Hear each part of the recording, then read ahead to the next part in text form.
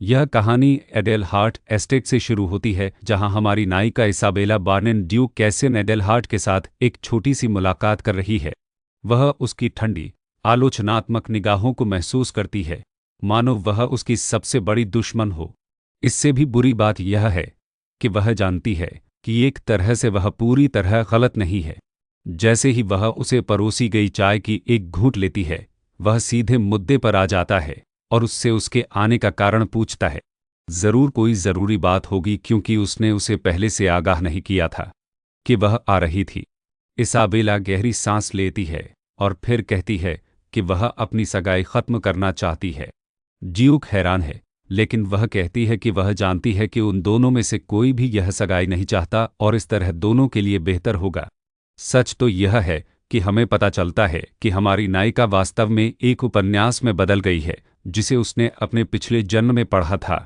वह सॉन नाम की एक महिला हुआ करती थी जो ठीक एक हफ्ते पहले तक दक्षिण कोरिया में रहती थी, जब एक कार दुर्घटना के बाद उसकी आत्मा उपन्यास में स्थानांतरित हो गई और उसने इसाबेला बार्निन के रूप में पुनर्जन्म लिया। एक बेहद क्रूर महिला जिसने ड्यूक कैसियन से शादी करने के बाद ड्यूक के नाजायज बेटे लूसियस की जिंदगी नर्क बना दी। यह सब ईर्ष्या के कारण हुआ, क्योंकि उसकी तरह वह भी एक कुलीन परिवार की नाजायज संतान थी। लेकिन उसके पिता, जिसे उसके पिता ने प्यार किया था और अच्छा व्यवहार किया था, के विपरीत बार्न परिवार ने हमेशा उसके साथ बुरा व्यवहार किया था। उसने उसे शारीरिक और मानसिक रूप से दोनों तरह से चोट पहुंचाई, यह सोचकर कि वह भी उसी नर्क से गुजरने का हकदार है जो उसने अपने परिवार में सहा था। और जब उसके बुरे कर्मों का खुलासा हुआ तो उसे एडेलहार्ट परिवार से निष्कासित कर दी गई और तब तक सड़कों पर भटकती रही जब तक कि वह बीमार नहीं पड़ गई और एक मठ में अकेले ही मर गई। लेकिन हमारी नायिका, जो जीवित रहने के लिए दृढ़ थी, जैसे ही उसे एहसास हुआ कि वह क्या बन गई है, उसने जीवित रहने की योजना बनानी शुरू कर दी। वह बस लूसियस के लिए एक अच्छी मां बनने की कोशिश कर सकती थी, लेकिन यह मुश्किल होता क्योंकि ड्यूक एडेलहार्ट उसे नफरत करता है और वह किसी ऐसे व्यक्ति से शादी नहीं करना चाहती जो उसे नफरत करता हो। इसलिए उसने सगाई रद्द करना ही सबसे अच्छा उपाय समझा। यह कहकर वह चल पड़ी एडेलहार्ट एस्टेट में अपनी योजना को जल्द से जल्द अंजाम देने के लिए। यह हमें शुरुआती दृश्य में वापस ले जाता है, ड्यूक कैसियन के साथ उसकी छोटी सी मुलाकात। जैसे ही उसने ड्यूक को बताया कि वह सगाई रद्द करना चाहती है, बेला के सुझाव से ड्यूक उलझन में पड़ जाता है और पूछता है कि क्या यह उसकी वसीयत है या काउंट बॉन्ड का आदेश। बेला कहती है कि वह यही चाहती है और वास्तव में उसके पिता को इसके बारे में कुछ भी पता नहीं है। यह सुनकर ड्यूक खड़ा हो जाता है और कहता है कि इस मामले में उनकी बातचीत यही समाप्त होती है। लेकिन बेला हार मानने को तैयार नहीं। वह ड्यूक के पीछे खड़ी हो जाती है और उसका हाथ पकड़ लेती है, उसे जाने से रोकने की कोशिश करती है। एंग्रिल ड्यूक का हाथ झटक देता है ताकि वह उसे छूना बंद कर दे। बेला तब खुलासा करती है कि वह असली वजह जानती है कि वह उससे शादी करने के लिए क्यों राजी हुआ। उसके पिता काउंट बार्निन ड्यूक के बारे में एक राज जानते हैं और उसकी चुप्पी के बदले में उन्होंने कैसियन को उससे शादी करने के लिए मजबूर किया। इससे कैसियन भड़क जाती है। तो तुम्हें पता है और फिर भी तुम हमारी सगाई रद्द करना चाहते हो। बेला शांति से कहती है कि उसके पास ड्यूक द्वारा मांगी गई जानकारी है और कि वह अपने पिता को चुप रखेगी। बदले में वह चाहती है कि वह सगाई तोड़ दे। शक होने पर कैसियन पूछता है कि उसे इतना सब कैसे पता है। यह स्पष्ट रूप से कहने में असमर्थ कि उसने उपन्यास पढ़ा है। बेला बस इतना कहती है कि वह यह नहीं बता सकती कि उसे कैसे पता चला, लेकिन उसे आश्वस्त करती है कि केवल वह और काउंट ही इसके बारे में जानते हैं। यह कहने के बाद वह ड्यूक कैसियन के जवाब का बेसब्री से इंतजार करती है। कुछ मिनट सोचने के बाद वह कहता है कि वह सोचेगा कि क्या करना है और संपर्क करेगा, लेकिन अभी के लिए यही पूछता है। वह चली जाती है। अपनी गाड़ी में बेला ड्यूक कैसियन के बेटे लूसियस से टकराती है। थोड़ा शर्मीला वह उसे दोपहर की चाय पर अपने साथ आमंत्रित करता है। उसके साथ आई नौकरानी उसे याद दिलाती है कि उसे पहले अपना परिचय देना चाहिए, लेकिन ऐसा करने से पहले बेला एक प्यारी सी मुस्कान के साथ उसका स्वागत करती है और उसे युवा मास्टर एडेलहार्ट कहकर संबोधित करती है। लूसियस प्रभावित और खुश होता है कि वह उसे जानती है। बेला औपचारिक रूप से लूसियस से अपना परिचय देती है और उसके निमंत्रण के बारे में सोचती है। वह जानती है कि अगर सब कुछ योजना के अनुसार हुआ तो जल्द ही उसका तलाक हो जाएगा, और अगर वह उसका निमंत्रण स्वीकार कर लेती है तो उसे उम्मीद हो सकती है कि वह उसकी भावी सौतेली माँ बनेगी। वह विनम्रता से कहती है कि दुर्भाग्य से उसकी पहले से ही एक और व्यस्तता है और उसे निमंत्रण अस्वीकार करना होगा। बेला के इनकार से शर्मिंदा लूसियस अचानक दिए गए निमंत्रण के लिए माफ़ी मांगता है। बेला कहती है कि उसे माफ़ी मांगने की ज़रूरत नहीं है, लेकिन दुर्भाग्य से वह उसके साथ नहीं जा सकती। इतना कहकर वह अलविदा कहती है और चली जाती है। उसे उपन्यास का लूसियस याद आता है, जो अपने पिता की तरह ही एक ठंडा और हिसाब किताब रखने वाला आदमी है, जो बिना किसी हिचकिचाहट के अपने दुश्मनों का नाश करो। इसके बावजूद आज जिस लूसियस से वह मिली वह एक प्यारा और सज्जन बच्चा था। वह जानती है कि उपन्यास में बचपन में वह लालच और ताकत के खेल में अकेला था। जब उसके पिता ने उसे उत्तराधिकारी घोषित किया तो कई लोग इसके खिलाफ थे। उनका मानना था कि ड्यूक कैसियन को एक वैध पुत्र होने तक इंतजार करना चाहिए और फिर तय करना चाहिए कि उत्तराधिकारी कौन होगा, क्योंकि एक साधारण कमीने को चुनना बेतुका था। ड्यूक हमेशा लूसियस का बचाव करता था और सबको यह दिखाने की कोशिश करता था कि यह उसका अपना फैसला था और वह जो कोई भी इसका विरोध करेगा उसे सजा दी जाएगी। लेकिन अनजाने में इससे लूसियस पर और दबाव और नजरें पड़ गईं। राज्य की युवतियां लूसियस के बारे में गपशप करती और अनुमान लगाती कि उसकी मां कौन होगी, यह मानकर कि वह झुग्गी झोपड़ियों में रहने वाली कोई किसान होगी, क्योंकि ड्यूक उसे लड़के के साथ नहीं लाया था। वे मन ही मन सोचती कि अगर वे ड्यूक से शादी कर लेंगी तो उस बेचारे बच्चे का क्या करेंगी। क्या वे उसे किसी दूसरे देश की अकादमी में भेज देंगी या शायद किसी मठ में भी। इस बीच बेचारे लूसियस उस सारे तनाव के बीच जी रहा था। हर तरफ से बेतुकी बातें सुन रहा था। बस एक ही चीज की चाहत, एक माँ की। बेला काउंट बॉर्न की जागीर लौटती है। वह अभी भी लूसियस के बारे में सोच रही है। उसे डर है कि कहीं वह नाराज न हो या रो न रहा हो, क्योंकि उसने उसका निमंत्रण ठुकरा दिया था। शायद अगर उसका पुनर्जन्म किसी और के रूप में होता तो वह लूसियस की देखभाल कर सकती थी। अपने विचारों को धिक्कारते हुए वह खुद को याद दिलाती है कि उसे इस सगाई को खत्म करने पर ध्यान केंद्रित करना होगा ताकि वह एक बेहतर जीवन जी सके। हवेली में प्रवेश करते ही एक गोरा आदमी पूछता है कि वह कहाँ थी। बेला चिढ़ जाती है यह देखकर कि उसका छोटा भाई डेरेक बार्न घर पर है। डेरेक यह देखकर कि उसकी बहन ने उसे कोई जवाब नहीं दिया, फिर से पूछता है कि वह कहाँ थी। बेला अपने भाई को नज़रअंदाज करती रहती है। मन ही मन इस बात से नाराज है कि वह उसे परेशान करने के लिए उसका इंतजार कर रहा था। वह सोचने लगती है कि उपन्यास की इसाबेला एक खलनायक होने के बावजूद एक पीड़ित से ज्यादा कुछ नहीं थी। उसकी मां बार्न परिवार में एक नौकरानी थी, जिसने दुर्भाग्य से अपनी अद्भुत सुंदरता के कारण काउंट का ध्यान आकर्षित किया। उसके काफी समय बाद इसाबेला का जन्म हुआ। अपनी बेटी के साथ क्या होगा, इस चिंता में उसकी मां भाग गई। दुर्भाग्य से कुछ समय बाद वह एक बीमारी की चपेट में आ गई। अपनी बेटी को बेसहारा छोड़ने के डर से उसने काउंट को मदद के लिए एक पत्र लिखा। जब काउंट को पता चला कि भागी हुई नौकरानी ने एक बेटी को जन्म दिया है, तो उसने उनकी मदद करने के बजाय उन्हें मारने के लिए किसी को भेज दिया। लेकिन जैसे ही उसने इसाबेला को देखा, उसे एहसास हुआ कि वह अपनी माँ की तरह ही सुंदर है और अगर किस्मत साथ दे तो वह अपने नाजायज़ बेटे से शादी कर सकता है। अपनी बेटी को अच्छे मुनाफे के लिए किसी के पास भेज दिया। उसने लड़की को यह कहकर धोखा दिया कि अगर वह उसके साथ आएगी और अच्छा व्यवहार करेगी तो वह उसकी मां को डॉक्टर के पास भेजकर उसकी मदद करेगा। कोई विकल्प न होने पर और अपनी मां को बचाने की कोशिश में इसाबेला काउंट के साथ रहने चली गई, जहां वह एक पापी की तरह रहती थी। इस वजह से डेरेक काउंट पर बहुत क्रोधित हुआ और उसने अपना गुस्सा इसाबेला पर निकाला। बेला अपने विचारों से बाहर आती है जब डेरेक उसका हाथ पकड़ लेता है। उसे अनदेखा करने की हिम्मत करने पर क्रोधित होकर वह खुद को दूर करने की कोशिश करती है और कहती है कि वह थकी हुई है और उससे कहने को कुछ नहीं है। डेरेक बेला की कलाई कसकर पकड़ लेता है। उससे और भी ज्यादा चिढ़ता जाता है। सोचता है कि वह उसे चुनौती दे रही है क्योंकि उसकी सगाई ड्यूक एडेलहार्ट से हो चुकी है। लेकिन बेला जिद करता है कि कुछ भी नहीं बदला है। यह सुनकर बेला उसे और भी ज्यादा चुनौती देती है।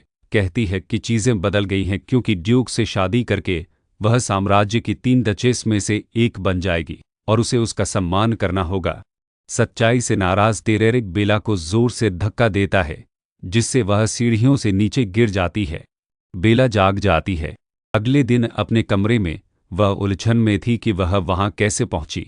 उसे बस यही याद है कि वह सीढ़ियों से गिर गई थी। उसकी नौकरानी कमरे में आती है और पूछती है कि क्या वह ठीक है और क्या उसे कहीं दर्द हो रहा है। बेला नींद में ही जवाब देती है कि उसके पूरे शरीर में थोड़ा दर्द हो रहा है। उसकी निजी नौकरानी यानी चिंतित होकर कहती है कि दर्द शायद युवा मास्टर डेरेक द्वारा उसे सीढ़ियों से नीचे धकेले जाने के कारण हो रहा है। वह उसे परिवार के डॉक्टर द्वारा लिखी गई कुछ दर्द निवारक दवाइयां और एक पत्र देती है जिस पर एक हार्ड सी लगी हुई थी। बेला इस अप्रत्याशित पत्र से हैरान है। क्या ऐसा हो सकता है कि ड्यूक ने पहले ही तय कर लिया हो कि वह सगाई तोड़ देगा या नहीं? दरअसल यह पत्र लूसियस का है। उसने पत्र में लिखा है कि उसके शिक्षक ने उसे दोपहर की चाय पर किसी को आमंत्रित करने का सही तरीका औपचारिक निमंत्रण के माध्यम से सिखाया है। इसलिए वह बेला को दोपहर की चाय पर औपचारिक रूप से आमंत्रित करने के लिए यह पत्र भेज रहा है। अनजाने में ही बेला की आंखें भर आती हैं। पिछले जन्म में उसे अपनी जैविक मां की कोई याद नहीं थी। इसलिए जब उसके पिता ने दोबारा शादी की तो सौतेली मां का होना उसके लिए एक सपने के सच होने जैसा था। वह हमेशा से एक खुशहाल परिवार चाहती थी, लेकिन एक दिन उसने दरवाजे की एक दरार से अपने माता पिता की बातें सुन ली। उसकी सौतेली मां गर्भवती थी और चूंकि बच्चा पैदा होने वाला था, इसलिए वह हमारी नायिका को बोर्डिंग स्कूल भेजना चाहती थी क्योंकि 2 बच्चों की देखभाल करना बहुत ज्यादा काम होता। इसलिए उसकी आंखें भर आईं क्योंकि वह जानती है कि अपनों द्वारा ठुकराए जाने का दर्द कैसा होता है। बेला ने जवाब लिखा, लूसिया से मिलने जाती है और अपनी नौकरानी से जल्द जवाब देने को कहती है। वह थकी हुई कुर्सी पर टिकी है और सोच रही है कि डेरेक से कैसे निपटे।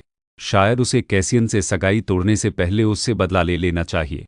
उसे एहसास है कि सगाई तोड़ने के बाद भी उसे अपने परिवार से बचने का कोई रास्ता ढूंढना होगा क्योंकि उसे यकीन है कि सगाई खत्म होते ही काउंट उसकी शादी के लिए किसी और आदमी का इंतजाम कर देगा।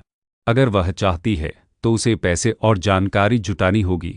बच निकलने के लिए एक गुप्त लबादा ओढ़कर वह सूचना संघ की ओर जाती है। इस बीच ड्यूक की संपत्ति पर लूसियस लेडी बार्नेन का उत्तर पाकर बहुत खुश होता है। वह पत्र खोलता है और पढ़ना शुरू करता है। लेडी बार्नेन लिखती हैं कि वह निमंत्रण की सराहना करती हैं, लेकिन दुर्भाग्य से उनकी पहले से ही अन्य व्यस्तताएं थीं और वे उनके साथ शामिल नहीं हो सकी। लूसियस इस अस्वीकृति से दुखी होता है और अपनी नौकरानी से पूछता है कि क्या शायद लेडी बार्नेन उसे इसलिए पसंद नहीं करती क्योंकि वह एक कमीना है। उसे डर है कि यही वजह है कि वह कोशिश कर रही है।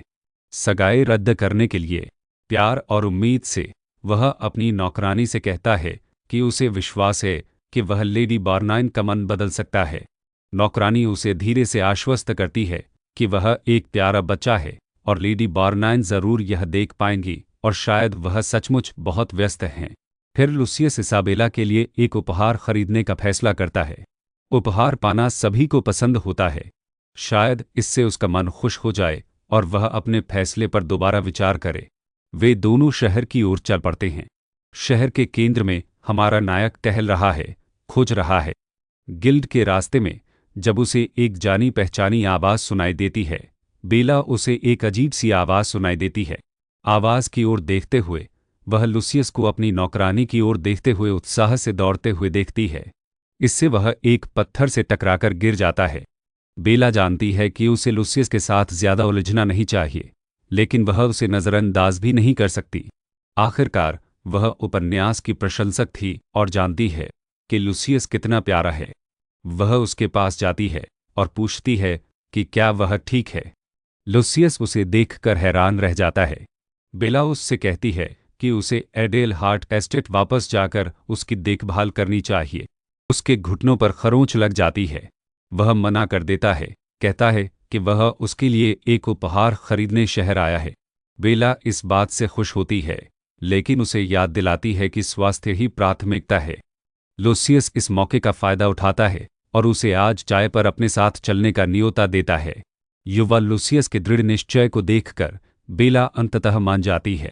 तरह तरह की मिठाइयों और कुकीज से घिरी बेला लूसियस से पूछती है कि वह उसके साथ चाय पीने के लिए इतना क्यों उत्सुक था। शर्मिंदा होकर लूसियस कहता है कि वह औपचारिक रूप से उससे अपनी सौतेली मां बनने के लिए कहना चाहता था। चिंतित भाव से बेला कहती है कि दुर्भाग्य से उसे लगता है कि वह उसकी सौतेली मां नहीं बन सकती। लूसियस सीधे मुद्दे पर आता है और पूछता है कि क्या इसकी वजह वह कमीना है। उसने बगीचे में महिलाओं को उसके बारे में गपशप करते सुना था। बेला कहने लगती है कि इसकी वजह यह नहीं है। दरवाज़ा खुलता है और ड्यूक कैसियन चाय के कमरे में दाखिल होते ही इसाबेला को वहां देखकर हैरान रह जाता है। वह पूछता है कि इसाबेला लूसियस के साथ अकेली क्यों है। इसाबेला ड्यूक कैसियन की प्रतिक्रिया समझ जाती है। आखिर बिना शादी के पैदा हुई बेटी की वजह क्या होती है। उसके जैसा एक व्यक्ति इतने महत्वपूर्ण व्यक्ति से सगाई करने में सक्षम था और उसके पिता काउंट ड्यूक को ब्लैकमेल करने में सक्षम थे। इसका कारण यह था कि लूसियस वास्तव में कैसियन का बेटा नहीं था। जूलिया एडेलहार्ट, हालांकि एडेलहार्ट एस्टेट में उसका नाम लंबे समय से वर्जित था, पूर्व ड्यूक एडेलहार्ट की पहली बेटी और कैसियन की बड़ी बहन है। वह एकमात्र व्यक्ति थी जो कैसियन के प्रति दयालु और समझदार थी। जब वह बचपन में अपने पिता के क्रूर हाथों से पीड़ित था, वह अकेली थी। कैसियन का असली परिवार था। जैसे जैसे समय बीतता गया और भाई बहन बड़े होते गए, उनके बीच मतभेद होने लगे, जिससे वे एक दूसरे से दूर हो गए। फिर भी कैसियन को राहत मिली। उसे विश्वास था कि इस तरह उसकी बहन अपने पिता की क्रूर पकड़ से बच पाएगी। लेकिन दुर्भाग्य से पूर्व ड्यूक को पता चला कि जूलिया गर्भवती है और उसने उसे बिना पिता के बच्चे को जन्म देने की हिम्मत करने के लिए कड़ी सजा दी। जब कैसियन को पता चला तो उसने अपनी बहन को अपने पिता के अत्याचारों से बचाने के लिए हर संभव कोशिश की। अत्याचार। जूलिया हमेशा कैसियन की बहुत आभारी रही कि उसने उसकी और उसके होने वाले बच्चे की देखभाल और सुरक्षा की। दुर्भाग्य से लूसियस के प्रसव के दौरान जूलिया की मृत्यु हो गई। कैसियन अपनी बहन की स्मृति को सुरक्षित रखने की कोशिश में, यह जानते हुए कि मृत्यु के बाद भी एक नाजायज बच्चे को जन्म देने के कारण उसका उपहास किया जाएगा, उसने यह बोझ खुद उठाने का फैसला किया मानो वह उसका अपना हो, यह कहते हुए कि लूसियस वास्तव में उसका नाजायज बेटा था और वही उसका उत्तराधिकारी होगा। कैसियन को विश्वास था कि सब कुछ ठीक हो जाएगा, लेकिन 1 साल पहले लूसियस अचानक बीमार पड़ गया। निशान पर लूसियस की छाती पर एक काला ऋण प्रकट हुआ। तभी कैसियन को पता चला कि लूसियस बीमार नहीं था, बल्कि एक वंशानुगत श्राप से ग्रस्त था। कैसियन ने मान लिया कि यह श्राप लूसियस के जैविक पिता से संबंधित था। ड्यूक ने लूसियस के असली पिता की खोज शुरू की, लेकिन कोई सफलता नहीं मिली। उसे कुछ भी पता नहीं चल पाया। एक दिन काउंट बार्न उसके पास आया और कहा कि उसे लूसियस के असली माता पिता के बारे में सच्चाई पता है। कैसियन ने उदासीनता का नाटक करते हुए कहा कि काउंट जो कह रहा था वह पूरी तरह बकवास था, क्योंकि वह लूसियस के पिता थे। अपनी जानकारी बताते हुए काउंट ने कहा कि उन्हें पता था कि लूसियस की मां असल में कैसियन की बड़ी बहन जूलिया एडेलहार्ट थी। हाथ में एक मुड़ा हुआ कागज लेकर काउंट ने कैसियन से कहा कि उस कागज पर लूसियस के जैविक पिता का नाम लिखा है, और अगर वह उनकी बेटी लेडी इसाबेला से शादी करने के लिए राजी हो जाता है तो वह न केवल कैसियन को वह कागज देगा, बल्कि यह भी सुनिश्चित करेगा कि उसकी मृत्युशैया पर सच्चाई उसके साथ ही मर जाए। अपने विचारों से लौटकर इसाबेला जानती है कि कैसियन यह प्रतिक्रिया समझ में आती है, क्योंकि अपने पिता की तरह उसने भी ड्यूक को समझाने के लिए अपनी सारी जानकारी इस्तेमाल की। लूसियस अपने पिता की आवाज़ में तीखापन देखकर कहता है कि इसाबेला ने कुछ भी गलत नहीं किया है और उसने ही उसे चाय पर बुलाया था। कैसियन अपने बेटे की बात अनसुनी करते हुए उसे अपने कमरे में जाने का आदेश देता है। लूसियस हिचकिचाता है, लेकिन इसाबेला उसे आश्वस्त करती है और कहती है कि वह जा सकता है। आखिरकार उसे ड्यूक कैसियन से बात करने की ज़रूरत है। लूसियस के जाते ही कैसियन पूछता है कि वह क्यों। इसाबेला को एस्टेट पर उसकी मौजूदगी की जानकारी नहीं थी। वह बताती है कि संयोग से शहर में उसकी मुलाकात लूसियस से हुई और उसने चाय के लिए उसका निमंत्रण स्वीकार कर लिया। वह खड़ी होकर ड्यूक से माफ़ी मांगती है, क्योंकि ऐसा लगता है कि लूसियस का निमंत्रण स्वीकार करने से ड्यूक नाराज़ हो गया था। जैसे ही वह खड़ी होती है, कैसियन इसाबेला की कलाई पर बैंगनी निशान देखता है। सहज ही वह उसका हाथ पकड़ लेता है और उसे इंतजार करने के लिए कहता है। वह पूछता है कि उसके साथ क्या हुआ और क्या उन निशानों के लिए काउंट बार्न्स जिम्मेदार थे। शर्मिंदा होकर इसाबेला बताती है कि यह वैसा नहीं है जैसा वह सोच रहा है, कि वे अपनी सगाई तोड़ने के करीब हैं और जल्द ही एक दूसरे से अनजान हो जाएंगे, इसलिए कैसियन को उसकी चिंता नहीं करनी चाहिए। लेकिन कैसियन का तर्क है कि वह सगाई तोड़ने के लिए कभी सहमत नहीं हुआ था, और स्पष्ट रूप से वह इस बात को लेकर चिंतित है कि क्या हुआ होगा कि वह अभी भी उसकी मंगेतर है और उसे यह जानने का अधिकार है कि बॉर्न एस्टेट में कुछ चल रहा है या नहीं। उपन्यास पढ़ने के बाद जो निष्कर्ष निकाला है उस पर भरोसा करते हुए हमारी नायिका कैसियन की बातों पर विश्वास नहीं करती या चीता उसे जाने देने के लिए कह रहा है। वह कहती है कि वह कल रात सीढ़ियों से बस फिसलकर गिर गई थी, लेकिन यह कोई गंभीर बात नहीं थी। कैसियन यह जानते हुए कि इसाबेला उसे सच नहीं बताएगी, उसे जाने देता है। हवेली में इसाबेला को घर वापस लाने के लिए गाड़ी में बिठाकर वह चिढ़कर चला जाता है। वह अपने सहायक लोगान को आदेश देता है कि वह इसाबेला के साथ उसके परिवार द्वारा किए जा रहे व्यवहार की जांच करे। कैसियन का मानना है कि इसाबेला की कलाई पर निशान इस बात के संकेत हैं कि वह किसी तरह के दुर्व्यवहार का शिकार हो रही है।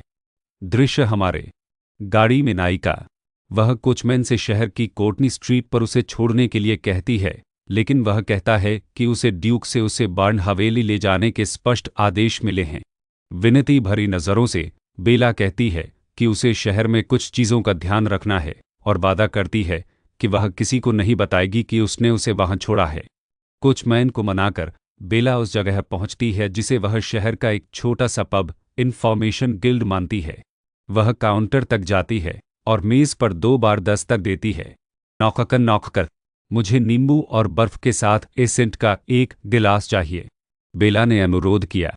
एसेंट साम्राज्य में एक लोकप्रिय पेय है, लेकिन जब इस पब में इसे इस तरह से ऑर्डर किया जाता है तो यह शहर के सूचना संघों में से एक सियरा गिल्ड से मिलने का अनुरोध करने का पासवर्ड बन जाता है।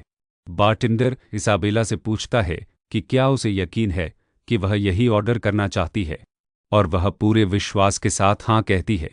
वह गुप्त कोड जानती है क्योंकि उपन्यास में 13 साल बाद कैसियन की मृत्यु के बाद लूसियस को पता चलता है कि अपने असली माता पिता के बारे में सच्चाई जानने और कैसियन द्वारा धोखा दिए जाने का एहसास होने पर वह कैसियन और उसके अतीत के बारे में और जानने के लिए सियरा गिल्ड के नेता की तलाश करता है। अंततः उसकी गिल्ड मास्टर से दोस्ती हो जाती है, और इसी वजह से बेला जानती है कि मुलाकात का अनुरोध कैसे किया जाए और वह गिल्ड लीडर पर भरोसा कर सकती है। लेकिन भरोसे से परे बेला जानती है कि जानकारी इन गिल्ड के लिए सोना है, और चूंकि उसने पढ़े गए उपन्यास में पुनर्जन्म लिया है, इसलिए उसके पास ज्ञान का भंडार है। कुछ ज्ञान इतना रोचक है कि गिल्ड लीडर सैमुअल विरोध करने में सक्षम।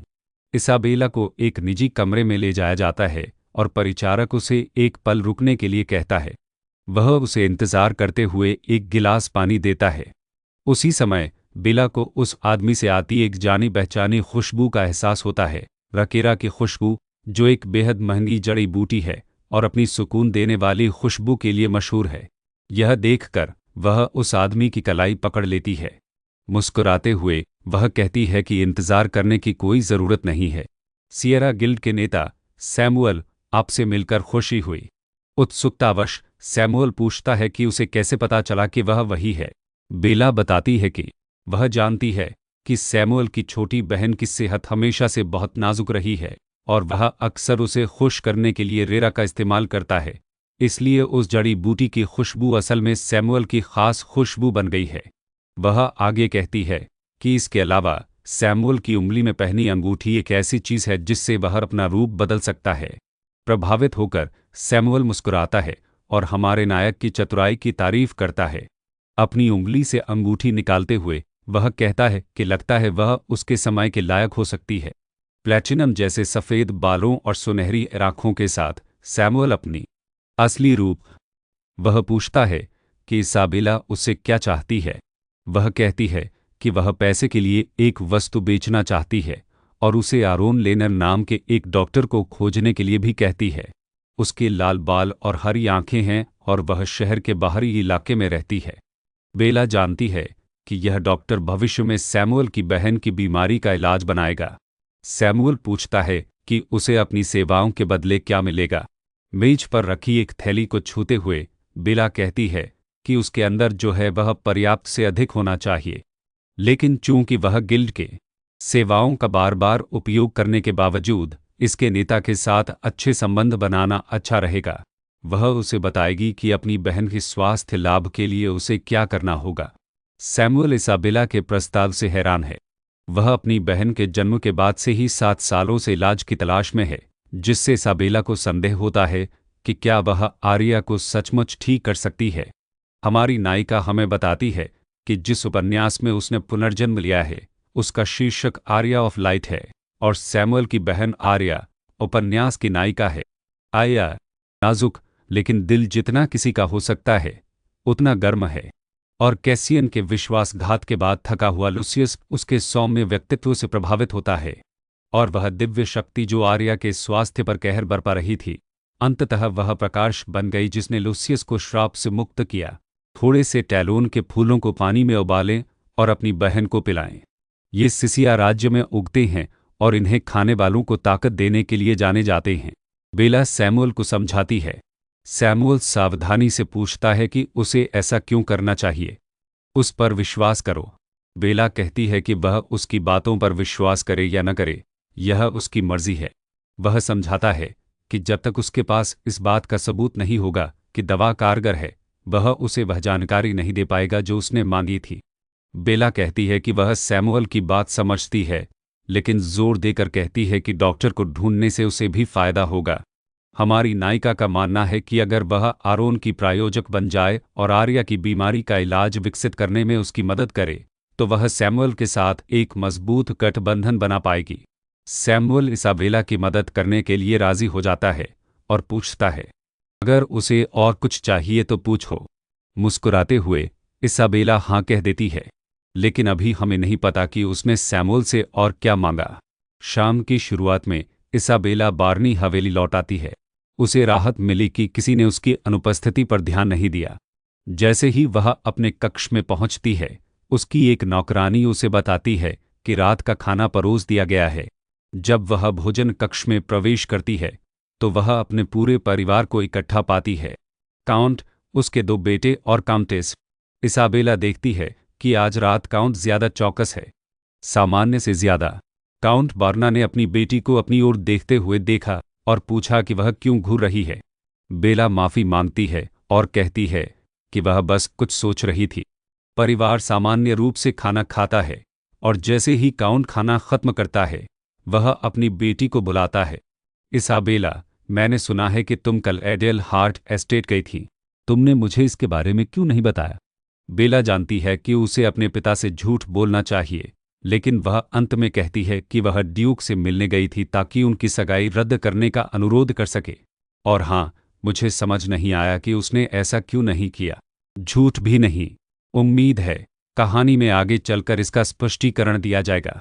शुरुआत में जो उसने सुना था उस पर अविश्वास करते हुए वह उसे फिर सवाल करता है।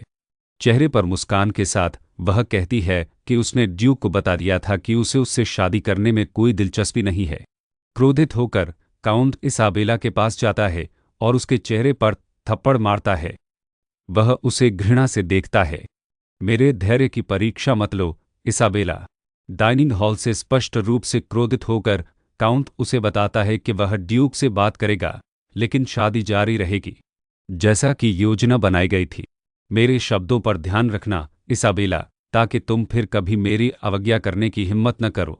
काउंट के जाते ही डेरेरिक अपनी बहन का मजाक उड़ाने का मौका ढूंढता है और कहता है कि वह सचमुच पागल हो गई होगी।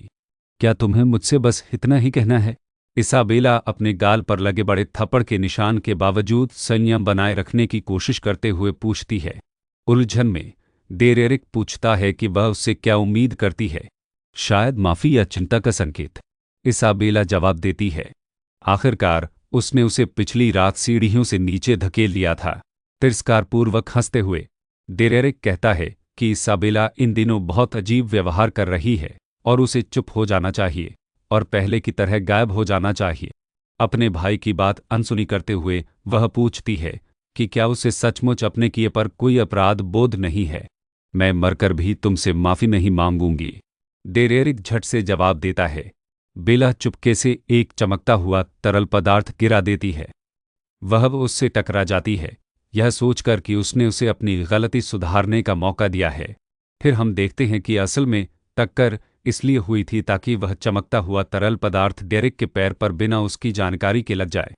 हम बेला और सैमुअल के बीच हुई उस बातचीत में वापस चले जाते हैं। बेला की अतिरिक्त मांग कुछ ऐसी थी जिससे कोई बिना गंभीर चोट खाए सीढ़ियों से नीचे गिर जाए। सैमुअल को यह मांग अजीब और मामूली लगती है। सच तो यह है कि बेला को दूसरों को तकलीफ देने में कोई दिक्कत नहीं होती, लेकिन इसका मतलब यह नहीं कि डेरेरिक सजा का हकदार नहीं है। सैमुअल मुस्कुराते हुए उसे एक छोटी शीशी देता है जिसमें एक चमकता नीला तरल पदार्थ होता है। हम वर्तमान में लौटते हैं और बेला को अपने कमरे में जाते हुए देखते हैं, यह सोचकर कि वह जितनी जल्दी वहां से निकलेगी उतना ही अच्छा होगा। घर जितना अच्छा हो उतना अच्छा। अगले दिन नेडेलट हवेली में हम कैसियन को उसके कार्यालय में देखते हैं जब उसका एक सहायक जांच की रिपोर्ट देने आता है। सहायक बताता है कि हालांकि काउंट बर्न दूसरों के सामने अपनी बेटी की बहुत परवाह करता है, लेकिन सच्चाई यह है कि परिवार उसकी उपेक्षा करता है। यहां तक कि काउंटेस्ट भी उसके साथ दुर्व्यवहार करने के तरीके ढूंढ लेता है। कभी कभी उसे कमरे में बंद करने और कई दिनों तक बिना खाना दिए छोड़ने के बहाने बनाता है।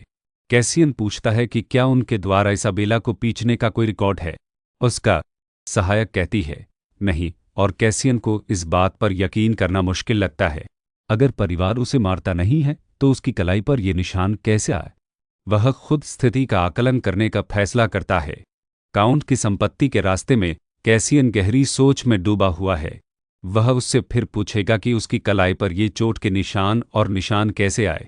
लेकिन अगर यह सच है कि वह बार्नेम हवेली में तकलीफ झेल रही है तो उसे क्या करना चाहिए। अपनी ही अनिर्णय और योजना की कमी से स्तब्ध, जो उसके स्वभाव के विपरीत है, वह आगे बढ़ता है।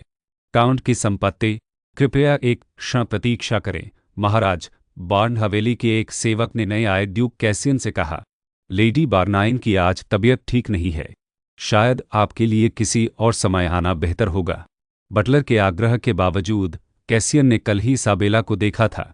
ऐसा हो ही नहीं सकता कि वह एक दिन से दूसरे दिन इतनी बीमार हो जाए। कैसियन दृढ़ता दिखाता है और बटलर को सूचित करता है कि वह नहीं जाएगा, वह अभी लेडी बार्नाइन से मिलना चाहता है।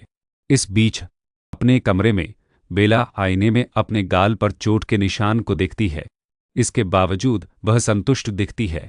इससे पहले उसकी एक नौकरानी ने उसे बताया था कि युवा मालिक डेरेक सीढ़ियों से फिसलकर गिर गए हैं। वह खुशी से बिस्तर पर लेट जाती है, यह जानते हुए कि इसका मतलब है कि उसे कुछ समय के लिए डेरेक से नहीं मिलना पड़ेगा। शायद उसे अपने गाल पर चोट के निशान का फायदा उठाकर देर तक सोना चाहिए, हमारी नायिका सोचती है। लेकिन उसकी योजनाएं तब धराशायी होने वाली होती हैं जब कोई जल्दी से उसके दरवाजे पर दस्तक देता है। निराश होकर वह जो भी हो उसे कमरे में आने देती है। उसकी निजी नौकरानी हताश होकर दौड़ती हुई आती है और बताती है कि एक मेहमान उस महिला का इंतजार कर रहा है। इसाबेला हैरान रह जाती है और अपनी नौकरानी से सवाल करती है क्योंकि उसे याद नहीं कि आज के लिए कोई कार्यक्रम तय था या नहीं। नौकरानी बताती है कि वह मेहमान ड्यूक एडेलहार्ट हैं। अचानक आए इस मेहमान से हैरान बेला सोचती है कि क्या ड्यूक सगाई तोड़ने आए हैं। अपने चेहरे पर हाथ रखते हुए उसे एहसास होता है कि वह ड्यूक से इस तरह नहीं मिल सकती, वरना उसे उसके गाल पर चोट का निशान दिख जाएगा। वह उससे पूछती है। नौकरानी ड्यूक से माफी मांगने और उसे बताने के लिए कहती है कि उसकी तबीयत ठीक नहीं है और इसलिए वह उससे नहीं मिल पाएगी। एनी वहां से चली जाती है और कुछ मिनट बाद चिंतित होकर लौटती है। एनी बताती है कि ड्यूक किसी भी कीमत पर उससे मिलने की जिद कर रहा है। वह इस समय हवेली के स्वागत कक्ष में इंतजार कर रहा है। दोनों चिंता में आहें भरती हैं, यह जानते हुए कि स्थिति और भी जटिल हो गई है। यह समझते हुए कि उसे ड्यूक से मिलना होगा, बेला एनी से तैयार होने में मदद मांगती है। एनी इसाबेला को अपनी तरफ से पूरी तैयारी कराती है। मेकअप लगाने के बाद भी इसाबेला के चेहरे पर चोट का निशान साफ दिखाई दे रहा है। एनी घबरा जाती है। अगर ड्यूक बेला के चेहरे पर चोट का निशान देख लेता है तो वह आग बुला हो जाएगा। बेला को एक विचार आता है और वह एनी से एक चौड़ी किनारी वाली टोपी लाने को कहती है। टोपी को उस तरफ झुकाकर पहनती है जहां चोट का निशान है। इसाबेला ड्यूक से मिलने जाती है। प्रतीक्षालय के दरवाजे पर हाउस बटलर उसे अपने कक्ष में लौटने का सुझाव देता है। बेला जिद करती है और कहती है कि ड्यूक ने उसकी उपस्थिति का अनुरोध किया था। बटलर समझाता है कि काउंटेस अभी ड्यूक से बात कर रही थी। बेला यह सुनकर हैरान रह गई। काउंटेस, वह क्या योजना बना रही है? बेला सोच में पड़ गई और उसके चेहरे पर मुस्कान आ गई। अब पहले से कहीं ज्यादा उसे यकीन हो गया कि उसे उस कमरे में जरूर जाना चाहिए। आत्मविश्वास से भरी इसाबेला प्रतीक्षालय में कदम रखती है। वह काउंटेस को ड्यूक से माफी मांगते हुए सुनती है। कह रही है कि इसाबेला की आज तबीयत ठीक नहीं है और उसे किसी और समय आना चाहिए। जब काउंटेस के पास कोई आता है तो वह उन पर चिल्लाती है और कहती है कि उसने उन्हें किसी को भी अंदर न आने देने के लिए कहा था। इसाबेला को देखकर हैरान, वह स्पष्ट रूप से चिंतित है। अगर ड्यूक ने इसाबेला का चोटे चेहरा देख लिया तो काउंटेस की प्रतिष्ठा को निश्चित रूप से ठेस पहुंचेगी। इसाबेला को देखकर कैसियन उसे इतनी देर लगाने के लिए डांटता है। वह माफी मांगती है और कहती है कि वह मेहमानों के स्वागत के लिए तैयार नहीं थी क्योंकि ड्यूक ने उसे पहले से सूचित नहीं किया था कि वह आ रहा है। कैसियन इसाबेला की अनावश्यक टोपी पर ध्यान देता है और वह उसकी निगाहों को देखते हुए उसके किनारे को और नीचे खींच देती है। लेकिन वह यहाँ ठीक यही जांचने आया था। वह इसाबेला के पास जाता है और टोपी उतार देता है उसके सिर से। इसाबेला के चेहरे पर चोट का निशान दिखाते हुए ड्यूक पूछता है कि क्या वह फिर से यह बहाना बनाएगी कि उसे खुद चोट लगी है। इसे छिपाने की कोशिश करते हुए काउंटेस टिप्पणी करता है कि इसाबेला बेहद अनाड़ी है। कैसियन जवाब देता है कि वह खुद इसाबेला से सुनना चाहता है कि क्या हुआ था। क्या किसी ने तुम्हारे साथ ऐसा किया है? बेला समझ नहीं पा रही है कि वह इतना गुस्सा क्यों है। उसे इस बात की क्या परवाह है कि उसके साथ क्या होता है। कैसियन बेला के चेहरे पर चोट के निशान की जांच करता है और निष्कर्ष निकालता है कि किसी ने स्पष्ट रूप से थप्पड़ मारा था या उसे मुक्का मारा। यह किसने किया? मेरी मंगेतर पर हाथ उठाने की हिम्मत किसने की? वह गुस्से से काउंटेस की ओर देखते हुए कहता है। ड्यूक के धमकाने वाले आभामंडल को महसूस करते हुए काउंटेस अपना बचाव करती है और कसम खाती है कि उसने ऐसा कुछ नहीं किया जिसकी वह कभी हिम्मत नहीं करती। बेला अभी भी बात छिपाने की कोशिश करते हुए कहती है कि वह थप्पड़ नहीं था। ड्यूक एक पल सोचता है। वह फैसला करता है कि वह अपनी मंगेतर को अब और तकलीफ नहीं होने देगा। आज से इसाबेला उसके साथ एडेलहार्ट एस्टेट में रहेगी। बेला हैरान है, लेकिन उसके पास कोई कुछ कहने का समय ही नहीं था कि ड्यूक उसका हाथ थाम लेता है। वह उसे हवेली से बाहर अपनी गाड़ी की ओर ले जाने लगता है। गाड़ी में इसाबेला पूछती है, आखिर आप क्या करना चाह रही हैं, महारानी? मुझे भी आपसे यही पूछना चाहिए था, लेडी बार्न। अपने परिवार से लगातार दुर्व्यवहार सहना और फिर भी मुझसे मदद मांगने के बजाय सगाई रद्द करना। जैसा कि मैंने पहले कहा, मेरे परिवार का मामला आपकी चिंता का विषय नहीं है, इसाबेला जवाब देती है। ड्यूक यह सुनकर चिढ़ जाता है और पूछता है कि क्या वह ऐसा इसलिए कर रही है क्योंकि वह उससे शादी नहीं करना चाहती। वह जवाब देती है कि कमोबेश यही बात है। तो फिर मैं तुम्हें वह जवाब देता हूँ जो मैं तुम्हारा ऋणी हूँ। एक बार जब हमारी सगाई हो गई और तुम मेरी मंगेतर बन गई तो इसका मतलब है कि तुम हमेशा के लिए मेरी मंगेतर रहोगी। मेरा हमारी सगाई तोड़ने का कोई इरादा नहीं है, कैसियन गंभीर भाव से कहता है। वह आगे कहता है कि उसके मंगेतर होने के नाते उसे उसकी परवाह करने और उसकी भलाई सुनिश्चित करने का अधिकार और कर्तव्य है। तुम चीजों को इतना जटिल क्यों बनाते हो? तुम ऐसा क्यों कर रहे हो? इसाबेला पूछती है। कैसियन उसे बताता है कि अब जब उनकी सगाई हो गई है तो इसका मतलब है कि अब वह उसकी है। मुझे समझ नहीं आ रहा कि हमारे नायक के दिमाग में क्या चल रहा है। उसने उपन्यास पढ़ा है, वह उसके किरदार को अच्छी तरह जानती है कि वह अपने पिता से अपनी बहन की मदद न कर पाने के कारण गहरे अपराध बोध से ग्रस्त है। क्या उसने सचमुच सोचा था कि वह ऐसी ही स्थिति में किसी और को यूं ही नजरअंदाज कर देगा? हमारी नायिका कैसियन को समझ नहीं पा रही है। वह जानती है कि वह उससे शादी नहीं करना चाहता। कैसियन एक पल के लिए चुप सोच में पड़ जाती है। मेरा तुम्हें शादी के लिए मजबूर करने का कोई इरादा नहीं है, लेकिन अभी के लिए मैं चाहती हूं कि तुम मेरी संपत्ति पर रहो। जिसने भी देखा होगा कि बार्नाइंस ने तुम्हारे साथ क्या किया, वह भी वही करेगा जो मैं कर रही हूं। तुम्हारी रक्षा करो। इसाबेला चुपचाप कैसियन की बातें सुनती है। वह जानती है कि यह शायद सच है, और चूंकि वह सार्वजनिक रूप से उसकी मंगेतर है, इसलिए वह उसके घर या अपने घर के अलावा कहीं और नहीं रह सकती। एडेलेर्ट एस्टेट में बेला का औपचारिक रूप से मुख्य बटलर फ्रैंक कोडेलो द्वारा स्वागत किया जाता है। कैसियन फ्रैंक को निर्देश देता है। इसाबेला कुछ समय के लिए एस्टेट में रहेगी। फ्रैंक इसाबेला को उस कमरे में ले जाता है जहां वह रहेगी। एक बड़ा और अच्छी तरह से सजाया हुआ कमरा, मानो उसे पहले से ही पता हो कि क्या हुआ था जिसके कारण वह ड्यूक के साथ रहने आई थी। वह उसे अपने पारिवारिक डॉक्टर से भी मिलवाता है और बताता है कि उसकी चोटों का इलाज वही करेगा। बेला पहले तो मना करने की कोशिश करती है, लेकिन डॉक्टर उसे बताता है कि यह ड्यूक का सीधा आदेश है। उसे एहसास होता है कि अगर वह डॉक्टर को मना करती है तो ड्यूक शायद नाराज हो जाएगा। वह मान जाती है। इलाज। फिर डॉक्टर उसकी चोटों की जांच और इलाज करता है। चोटों और कटों की संख्या देखकर चिंतित होकर वह पूछता है कि क्या उसे किसी और घाव की जांच या इलाज की जरूरत है। बेला डॉक्टर को धन्यवाद देते हुए कहती है कि वह ठीक है। फिर डॉक्टर चला जाता है, हमारी नायिका को अकेला छोड़कर, जो अब सोच रही है कि हाल के बदलावों के अनुसार अपनी योजनाओं को कैसे समायोजित करे। उसे उस दुनिया के बारे में पर्याप्त जानकारी नहीं है जिसमें वह है, ताकि वह बिना तैयारी के भाग जाए। उसकी शुरुआती योजना थी कि सैमुअल को जानकारी बेचकर अच्छी खासी बचत हो जाने पर वह चली जाए, लेकिन हाल के बदलावों के साथ वह इस योजना को लेकर अनिश्चित महसूस कर रही है। इसके अलावा वह लूसियस की चिंता करना बंद नहीं कर सकती। अगर वह इस दुनिया से बाहर चली जाती है तो यह सुनिश्चित करना मुश्किल होगा कि उसे एक सौतेली मां मिले जो उसके साथ अच्छा व्यवहार करे। लूसियस को कैसियन का उत्तराधिकारी बनना होगा।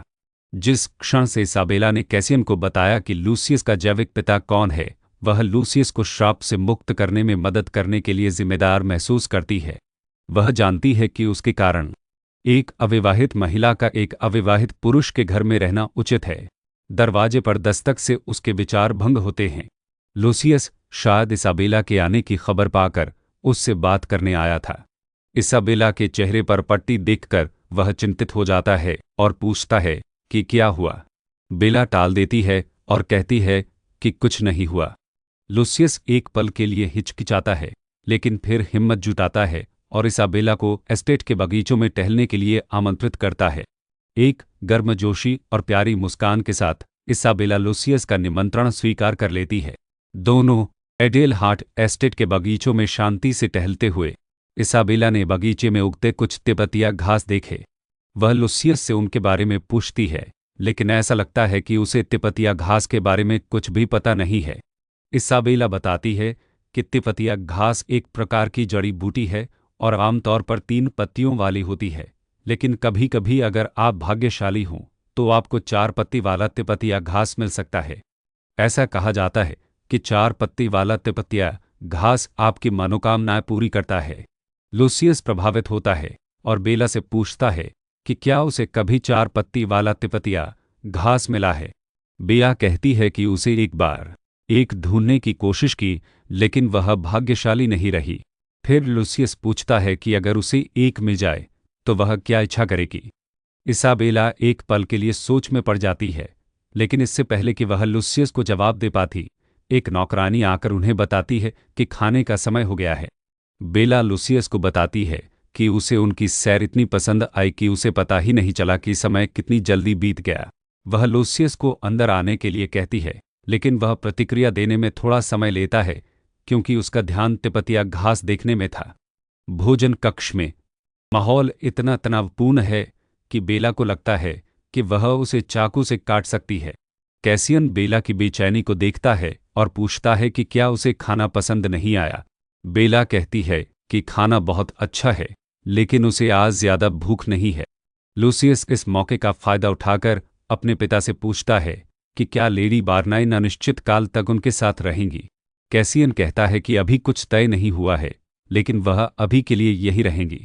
कैसियन का जवाब सुनकर लूसियस इसाबेला की ओर मुड़ता है और पूछता है कि क्या यह सच है कि 4 पत्ती वाले तिब्बतिया घास से इच्छाएं पूरी होती हैं। इसाबेला को लूसियस से तिपतिया घास का जिक्र करने का पछतावा होता है। वह उसे बताती है कि 4 पत्ती वाले तिपतिया घास की कहानी सिर्फ एक मिथक है और इसके असली होने का कोई सबूत नहीं है। लूसियस क्या सोच रहा होगा, इसकी कल्पना करते हुए इसाबेला उसे चेतावनी देती है कि वह उसे ढूंढने में अपना समय बर्बाद न करे।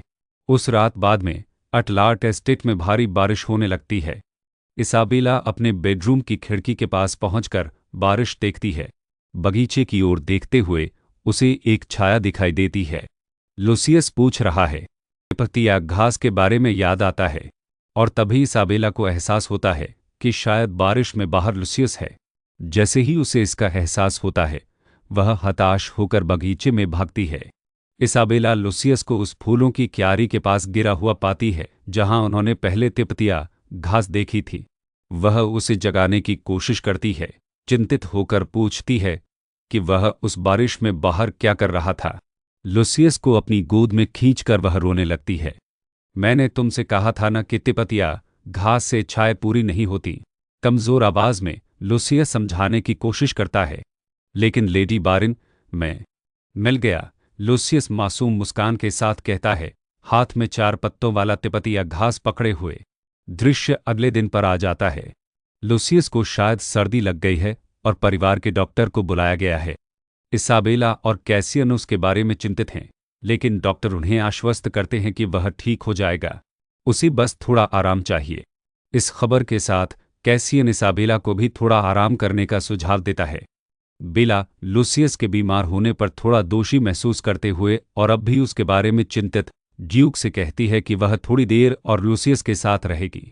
कैसियन ने लूसियस की निजी नौकरानी को कमरे से बाहर जाने का इशारा किया। लूसियस के साथ अकेली रह जाने पर वह चिंतित होकर उसके बिस्तर के पास बैठ गई। लूसियस उलझन में जाग गया और अपनी नानी को बुलाने के लिए कहा। इसाबेला ने उसे शांत किया और कहा कि वह उसके साथ है। लूसियस इधर-उधर देखने लगा मानो कुछ ढूंढ रहा हो। यह एहसास होते ही इसाबेला ने उसे 4 पत्ती वाला तिपतिया घास थमा दिया। वह मुस्कुराया, अभी भी बुखार से लाल था, खुश था कि उसने अपना कीमती तिपतिया घास नहीं खोया।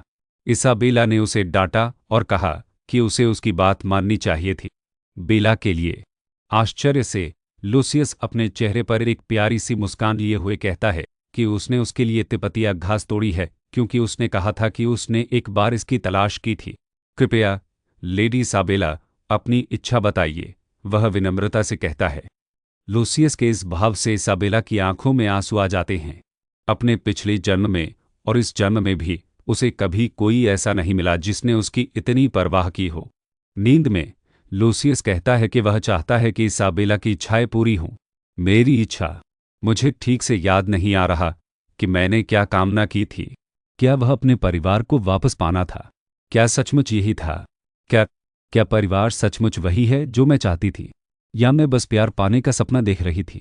अपने विचारों से लौटकर इसाबेला लूसियस के बालों को धीरे से सहलाती है जब वह सो जाता है। उसे सोते हुए देखकर वह उन दोनों की इच्छाओं को पूरा करने का फैसला करती है। इसाबेला दृढ़ निश्चय के साथ कैसियन के कार्यालय जाती है। कैसियन उसका विनम्रता से लेकिन एक खास उत्सुकता के साथ स्वागत करता है। हम शादी कर रहे हैं, इसाबेला ड्यूक से कहती है।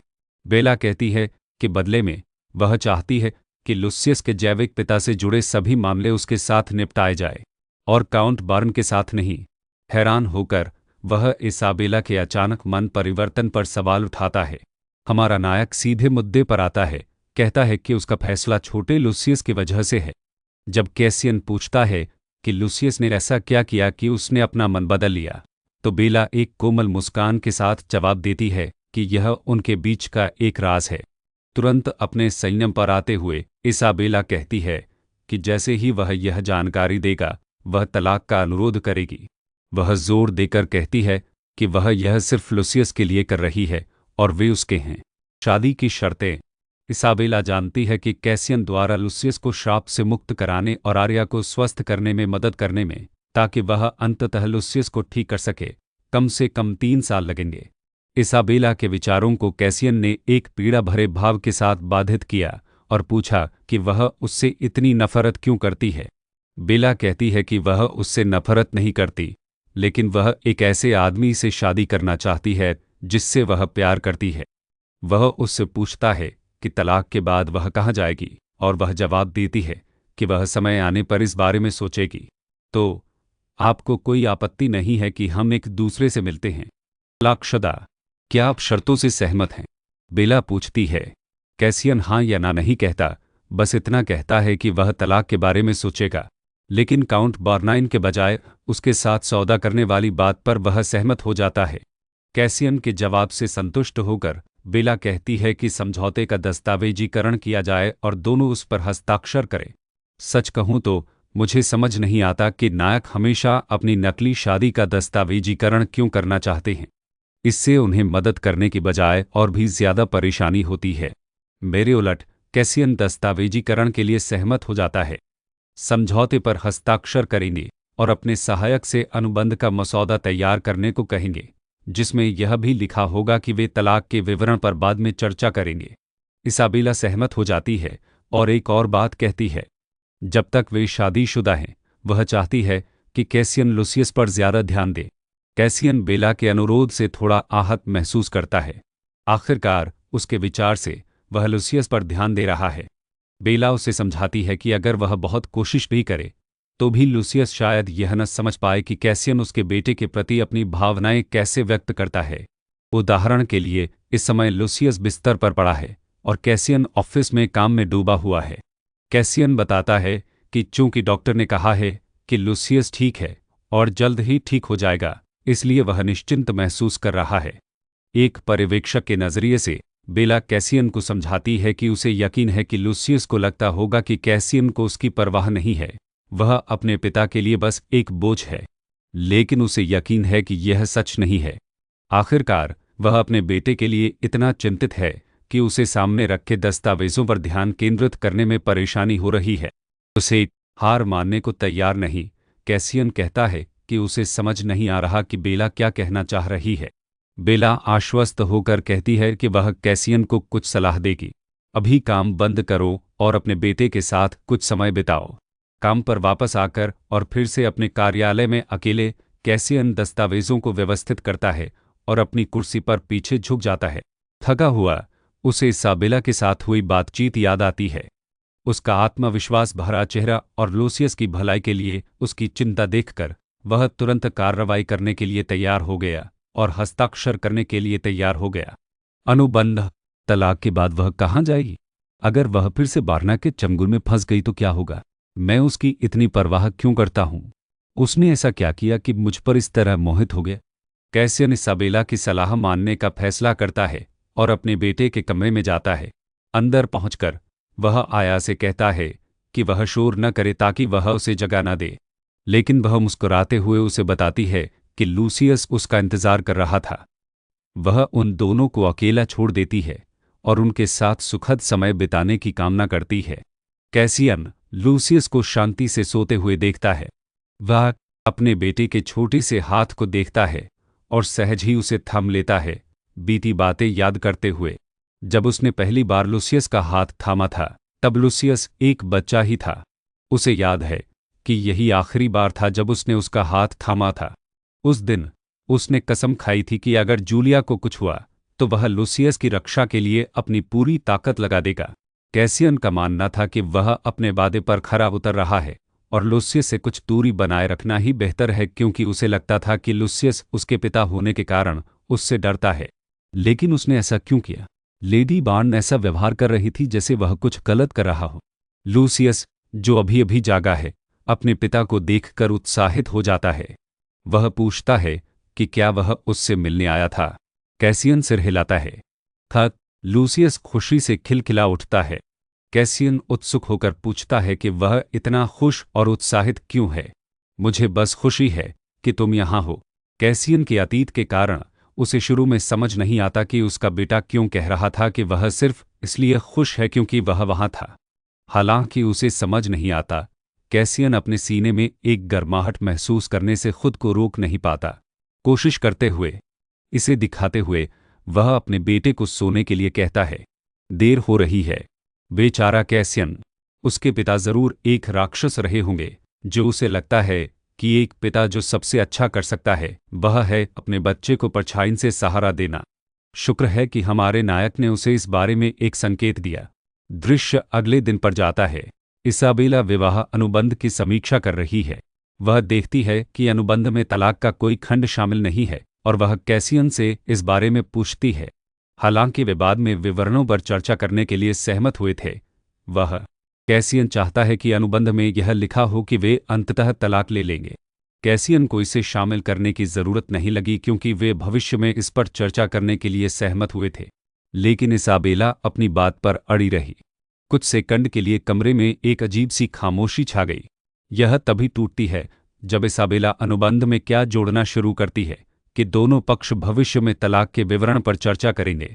कैसियन चुप रहता है क्योंकि इसाबेला उस पर लगातार दबाव डालती रहती है और उसका सहायक पूछता है कि क्या उसे यह जोड़ना चाहिए।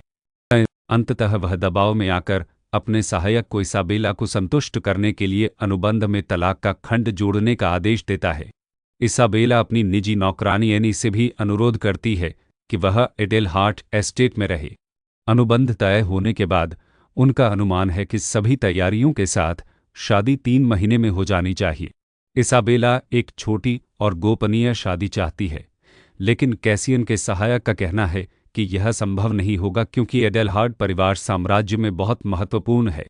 एडेलर्ट परिवार की स्थिति को समझते हुए हमारा नायक शादी की तैयारियों का जिम्मा सहायक के हाथों में सौंप देता है। इसके साथ ही वह चला जाता है और कैसियन और इसाबेला अकेले रह जाते हैं। एक जादुई अवरोध की मदद से जो आवाज़ को कमरे से बाहर जाने से रोकता है, इसाबेला सीधे मुद्दे पर आती है। वह बताती है कि लूसियस का जैविक पिता सिजिया राज्य का राजकुमार लियोनोल सिजिया है।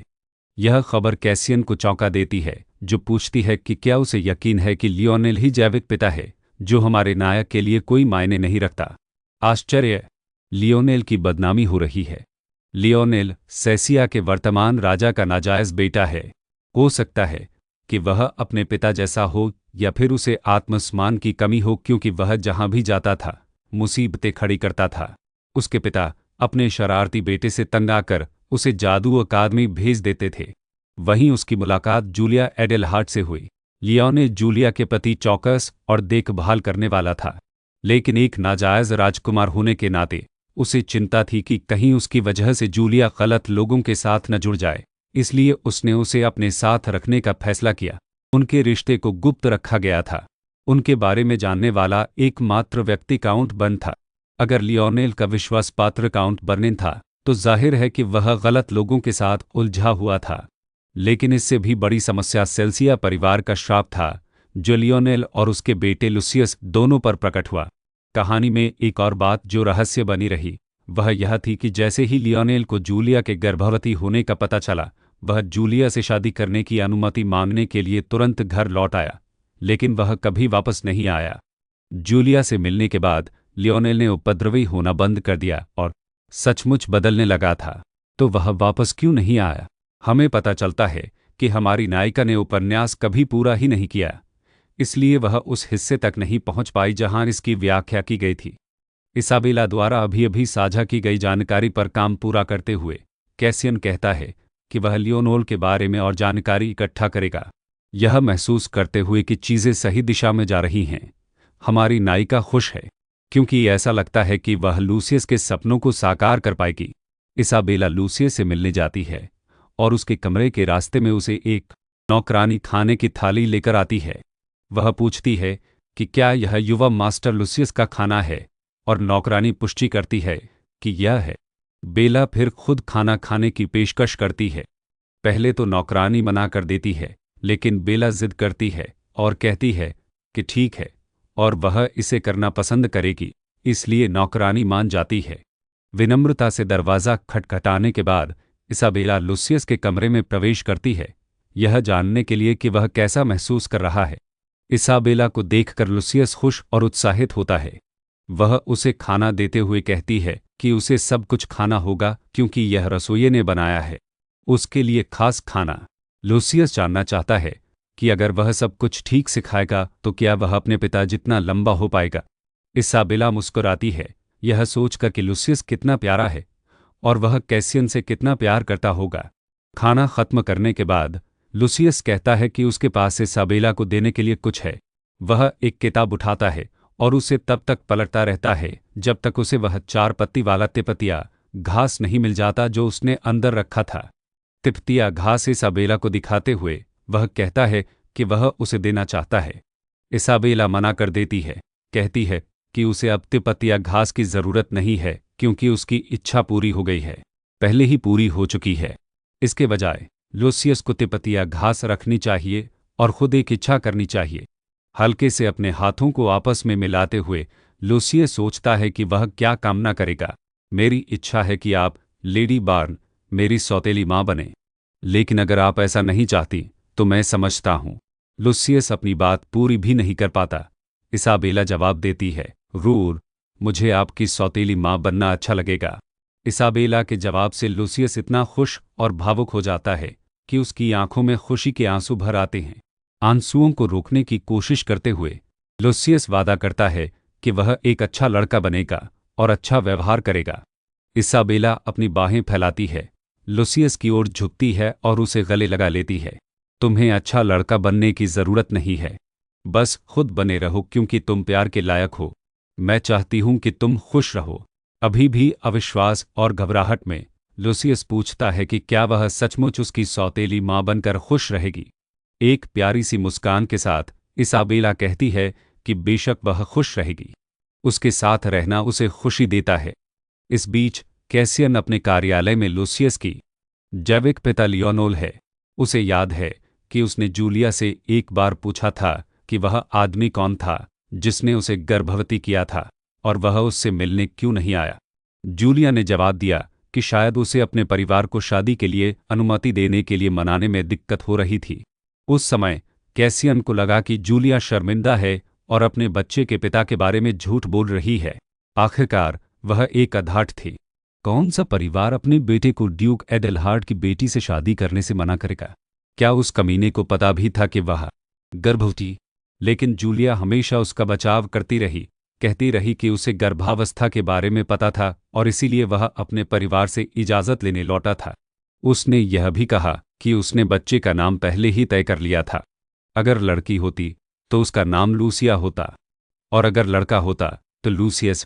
जब भी वह अपने प्रियतम के बारे में बात करती तो उसके चेहरे पर हमेशा एक कोमल मुस्कान रहती, मानो उसे यकीन हो कि उसका प्रियतम उसे कभी नहीं छोड़ेगा।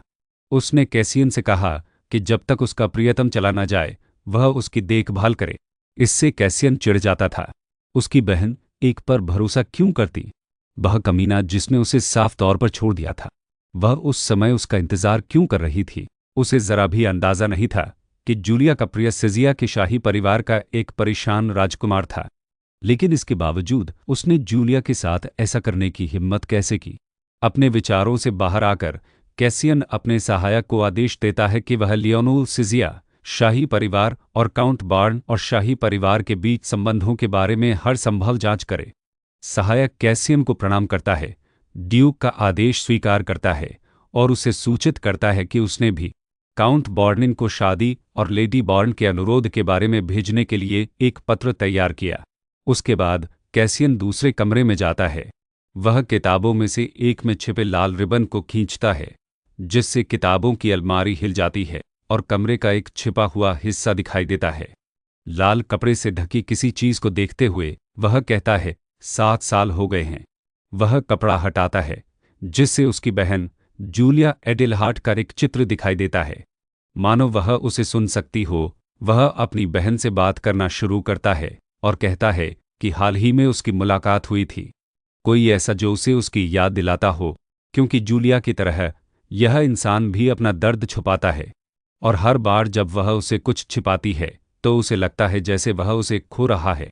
यह तो बस एक जख्म था, तो इसका मुझ पर इतना असर क्यों हुआ? मैं उसे अपने दिमाग से क्यों नहीं निकाल पा रही हूँ? इतना ही नहीं, वह जानता है कि उसका परिवार उसके साथ बुरा व्यवहार कर रहा है, फिर भी वह इतनी कोमलता से मुस्कुराती रहती है। कुछ दिनों बाद इसाबेला और लूसियस हवेली में लुका छिपी खेल रहे होते हैं। इसाबेला लूसियस को ढूंढती हुई इधर-उधर घूमती है, वह एक कमरे में उसे पुकारते हुए। इस बीच नन्हा लूसियस शरारत से एक मेज के नीचे छिपा हुआ है। उसे यकीन है कि वह उसे वहां कभी नहीं ढूंढ पाएगा। लेकिन बेला मेज के नीचे की दरार से लूसियस के शरीर का एक हिस्सा देख सकती है। उसे यह बहुत प्यारा लगता है, और हालांकि वह जानती है कि वह कहाँ है, वह कमरे में इधर-उधर देखने का नाटक करती रहती है, जब तक कि आखिरकार उसे वह मिल नहीं जाता। लूसियस मुंह बनाता है, इस बात से परेशान कि वह फिर से मिल गया। इस बार छिपने की एक अच्छी जगह ढूंढने के लिए वह हवेली के आसपास नई जगहों की तलाश शुरू कर देता है। वह अंदर जाता है, एक ऐसा कमरा जहां वह पहले कभी नहीं गया था। अंदर घुसते ही उसे शेल्फ पर रखी एक किताब से एक लंबा लाल रिबन निकला हुआ दिखाई देता है। रिबन खींचने से बुकशेल्फ हिल जाती है और एक गुप्त कमरा दिखाई देता है। कमरे में घुसते ही उसे एक चित्रफलक पर लाल कपड़े से ढकी कोई चीज दिखाई देती है। उत्सुकतावश वह लाल कपड़ा हटा देता है और जूलिया का चित्र दिखाई देता है। चित्र में दिख रही महिला की सुंदरता देखकर वह शर्मा जाता है। सोचता है कि वह खूबसूरत परी कौन हो सकती है। दृश्य भोजन कक्ष में पहुंचता है, जहां लूसियस और इसाबेला दोपहर का भोजन कर रही हैं। इसाबेला लूसियस को खाना खत्म करने के बाद बगीचे में टहलने के लिए आमंत्रित करती है, लेकिन लूसियस कहता है कि वह आज कहीं और जाना चाहता है, ऐसी जगह जहां एक देवदूत की पेंटिंग हो। बेला पूछती है, देवदूत? हाँ, सुनहरे बालों वाली एक खूबसूरत देवदूत। मैं तुम्हें वह पेंटिंग सचमुच दिखाना चाहती हूँ। दोपहर के भोजन के बाद लूसियस इसाबेला को उस गुप्त कमरे में ले जाता है जहां देवदूत की पेंटिंग है। वह पेंटिंग पर से लाल कपड़ा हटाता है और गर्व से उसे दिखाता है। इसाबेला हैरान रह जाती है। उन्हें एहसास होता है कि लूसियस जिस परी की बात कर रहा था वह जूलिया एडेलहार्ट है। कैसियन के उन्हें ढूंढने से पहले उन्हें वहां से निकल जाना होगा। लेकिन इससे पहले कि वह कुछ कह पाती, लूसियस पूछता है कि क्या उसे लगता है कि उसकी मां पेंटिंग वाली परी जितनी ही सुंदर थी। बेला अविश्वास से पूछती है कि क्या उसे अपनी मां की याद आती है। ठीक उसी समय कैसियन कमरे में प्रवेश करता है और गुस्से से पूछता है कि वे वहां क्या कर रहे हैं। कैसियन की चिड़चिड़ाहट को भांपते हुए लूसियस आगे बढ़ता है और बताता है कि वह लेडी इसाबेला को वहां लाया था। तुम हो जिसने यह कमरा पाया? कैसियन लूसियस की ओर एक तीखी नज़र से पूछता है। हाँ, मुझे यह खेलते समय मिला था और मैंने लेडी बार्निन को अपने साथ यहां आने के लिए कहा था। कृपया उसके पिता पर नाराज न हो। अभी भी गंभीर नज़रों से कैसियन लूसियस से कहता है कि उसे उस कमरे में फिर कभी नहीं लौटना चाहिए। दुखी होकर लूसियस बस अपने पिता की बात हाँ में कह देता है। उसी दिन बाद में लूसियस और इसाबेला बिस्तर पर लेटे हुए हैं। लूसियस स्पष्ट रूप से परेशान और चिंतित है। इसाबेला यह देखकर पूछती है कि क्या वह सोने से पहले कहानी सुनना चाहेगा। जवाब देते हुए लूसियस बेला से पूछता है कि क्या उसे लगता है कि उसके पिता अब भी उससे नाराज हैं। इसाबेला लूसियस को आश्वस्त करने की कोशिश करती है और कहती है कि कैसियन उससे नाराज नहीं है। कंबल से अपना चेहरा ढकते हुए लूसियस कहता है कि उसके पिता की आवाज़ डरावनी लग रही थी और ऐसा लग रहा था कि वह बहुत गुस्से में हैं। बेला जानती है कि कैसियन चिढ़ गया था, उसके लिए भी उसकी आवाज़ डरावनी थी, लेकिन उसे यकीन है कि वह लूसियस से नहीं बल्कि खुद से नाराज था। शायद अपनी बहन को न बचा पाने का अपराध बोध उसे ऐसा महसूस करा रहा है। लूसियस के बारे में दोषी महसूस करते हुए लूसियस की बाह पर हल्के से थपथपाते हुए मानो उसे झुला रही हो, इसाबेला कहती है कि ड्यूक शायद बहुत थक गया होगा, वह हाल ही में बहुत व्यस्त रहा है। लूसियस इसाबेला की बात मान लेता है। यह देखकर इसाबेला लूसियस को एक महान और बहादुर शूरवीर की कहानी सुनाने का सुझाव देती है। कहानी सुनने के लिए उत्साहित होकर वह फिर से उत्साहित हो जाता है। मेरी नानी ने कहा था, मेरे पिता बहुत ताकतवर हैं, वे ड्रैगन से लड़कर जीत सकते थे। बिल्कुल, वे जीत सकते थे। क्या तुम बड़े होकर अपने पिता जैसे बनना चाहते हो? बेला पूछती है, जिस पर लूसियस उत्साह से जवाब देता है, हाँ। फिर वह पूछती है कि क्या वह बड़ा होकर ड्रैगन से लड़ने की योजना बना रहा है, उसे याद दिलाते हुए कि ड्रैगन डरावने होते हैं। लूसियस एक पल के लिए सोचता है, अगर मैं शूरवीर बन गया तो मैं आपकी रक्षा करने की पूरी कोशिश करूंगा, लेडी बार्न। लूसियस उत्साह से भरकर जवाब देता है। एक बार फिर लूसियस के मधुर और स्नेही हाव भाव इसाबेला को चौंका देते हैं। वह ठीक से खाने का वादा करता है ताकि वह बड़ा हो सके और अपने पिता जितना मजबूत बन सके। इतना मजबूत कि जरूरत पड़ने पर इसाबेला की रक्षा कर सके। एक बार फिर लूसियस का प्यारा और स्नेहपूर्ण भावों से इसाबेला हैरान रह जाती है और अनजाने में ही रोने लगती है। उसे रोता देखकर लूसियस चिंतित हो जाता है और सोचता है कि उसने कुछ गलत किया है। अपने आंसू पोंछते हुए इसाबेला कहती है कि सब ठीक है, वह बस भावुक है और यह जानकर खुश है कि वह उसकी रक्षा करना चाहता है। शुक्रिया मेरे छोटे स्वामी। अगली सुबह कैसियन नाश्ते के लिए लूसियस और इसाबेला के साथ नहीं आता और यह सोचकर लूसियस बहुत घबरा जाता है। उसे लगता है कि उसके पिता अभी भी उससे नाराज हैं। ज्यादा मत सोचो, मुझे यकीन है कि वह बस व्यस्त होगा, बेला कहती है। उसे आश्वस्त करने की कोशिश कर रही है। इसके बावजूद इसाबेला देखती है कि कैसियन जानबूझकर लूसियस से बच रहा है, लेकिन वह ऐसा क्यों करेगा? दुर्भाग्य से उपन्यास का लेखक कैसियन के बारे में ज्यादा विस्तृत जानकारी नहीं देता। उपन्यास एरिया ऑफ लाइट में कहानी तब शुरू होती है जब लूसियस कैसियन का उत्तराधिकारी बनता है और एडेलहार्ड का ड्यूक बनता है, जिसका मतलब है कि कहानी शुरू होने से पहले ही कैसियन की मृत्यु हो चुकी थी। कैसियन के बारे में बहुत कम उल्लेख किया गया है, सिवाय इसके कि लूसियस ने उसे एक सख्त पिता होने के नाते वह इसाबेला को पसंद नहीं करता था और उसने उससे सिर्फ काउंट बॉर्न के ब्लैकमेल के कारण शादी की थी। इस वजह से हमारी नायिका को समझ नहीं आता कि कैसियन ऐसा व्यवहार क्यों कर रहा है। फिर भी वह जानती है कि उन दोनों की भलाई के लिए उसे कुछ करना होगा। दृढ़ निश्चय करके वह कैसियन के ऑफिस जाती है और डरते हुए दरवाज़ा खटखटाती है। कैसियन उसे अंदर आने देता है, लेकिन फिर भी चिढ़ जाता है। सीधे मुद्दे पर आकर बेला से पूछता है कि वह क्या बात करना चाहती है। जैसे ही वह कहती है कि वह कल जो हुआ उसके बारे में बात करने के लिए, कैसियन उसे बीच में ही रोक देता है और कहता है कि बात करने लायक कुछ नहीं है। और उसके यह कहने के बावजूद कि लूसियस इस बारे में बहुत चिंतित है, कैसियन इस विषय को यह कहते हुए टाल देता है कि यह उसका कोई काम नहीं है। थोड़ा और आश्वस्त होकर इसाबेला कहती है कि अनुबंध की एक शर्त यह थी कि वह लूसियस पर ज्यादा ध्यान देगा। कैसियन इस बारे में बात करने से बार बार इनकार करता है और कहता है कि इस विषय का अनुबंध की शर्तों से कोई लेना देना नहीं है। इसाबेला फिर से कैसियन की बात का विरोध करती है, लेकिन जब वह सीधे उसकी ओर देखती है तो उसे कुछ नजर आता है। वह परेशान, चिंतित और शर्मिंदा है। ऐसा लग रहा है कि वह किसी भी पल रो सकता है। शायद उसे इस बात की चिंता है कि दुनिया लूसियस के जन्म का राज जान जाएगी। बेला निष्कर्ष निकालती है, लेकिन फिर भी समस्या से बचने से कुछ हल नहीं होगा। ज्यादा शांति से दोनों पक्षों को समझने की कोशिश करें। इसाबेला कहती है कि लूसियस अपनी मां के बारे में जानने को उत्सुक है और किसी न किसी समय कैसियन को उससे इस बारे में बात करनी ही होगी। लूसियस को यह सब क्यों जानना है? कैसियन पूछता है, मेज पर हाथ कसकर पकड़े हुए। मैं यह सुनिश्चित करूंगा कि उसे कभी पता न चले। यह कहते हुए कैसियन की आवाज हताश लग रही थी। तुम राज हमेशा के लिए नहीं रख सकते, इसाबेला कहती है। मन ही मन चाहती है कि उसकी बातें सच न हों। उसने उपन्यास पढ़ा था। वह जानती है कि दुर्भाग्य से कैसियन की मृत्यु के बाद लूसियस को अपने जन्म के बारे में पूरी सच्चाई पता चल जाती है। वह सोचती है कि उसे कैसा लगा होगा जब उसे पता चला कि जिस पिता को वह जानता था वह असल में उसका जैविक पिता नहीं था। इससे भी बुरी बात यह है कि बेला उपन्यास में यह जानती है कि जब उसे पता चलता है कि कैसियन ने उससे सच छुपाया है तो वह ठगा हुआ महसूस करता है, गुस्सा करता है और सवाल करने लगता है कि क्या कैसियन ने कभी उसे एक बेटे की तरह सच्चा प्यार किया था। और जब लूसियस इन सब से गुजर रहा था तो कैसियन उसे यह बताने के लिए वहां नहीं था कि यह सच नहीं है और वह हमेशा अपने बेटे से प्यार करता था। यह सब याद आने के बाद इसाबेला कैसियन से कहती है कि बेहतर होगा कि वह लूसियस को सच बताए, इससे पहले कि वह किसी और से सच सुने।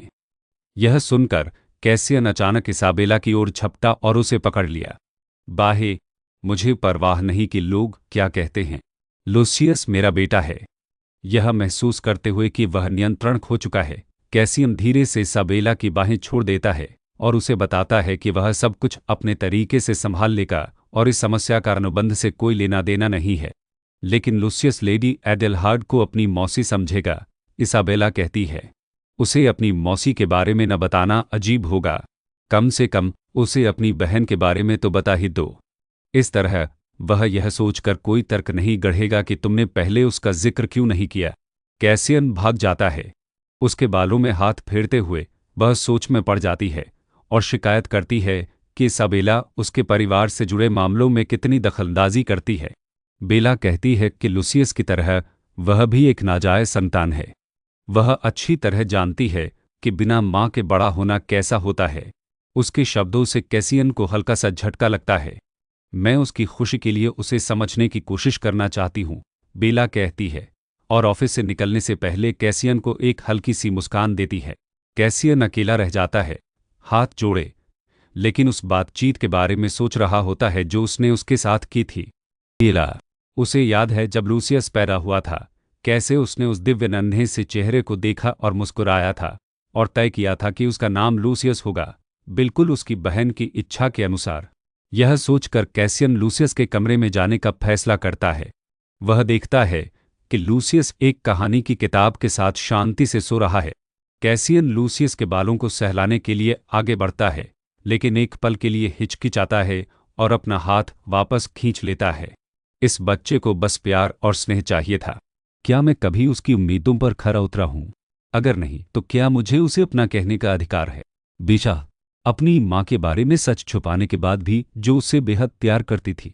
अपने विचारों में खोया हुआ उसे याद आता है कि इसाबेला ने उससे कहा था कि लूसियस को जानने का हक है।